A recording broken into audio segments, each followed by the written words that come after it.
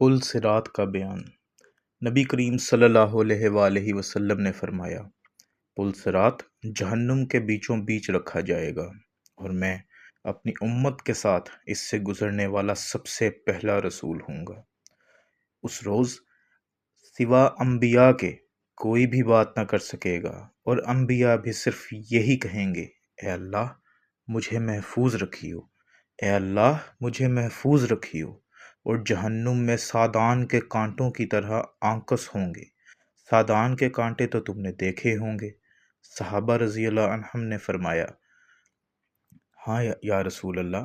آپ نے فرمایا، تو وہ سادان کے کانٹوں کی طرح ہوں گے، البتہ ان کے طول و عرض کے سوا اللہ تعالیٰ کے اور کوئی نہیں جانتا۔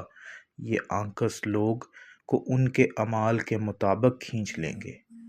بہت سے لوگ اپنے عمل کی وجہ سے ہلاک ہوں گے، بہت سے ٹکڑے ٹکڑے ہو جائیں گے، پھر ان کی نجات ہوگی۔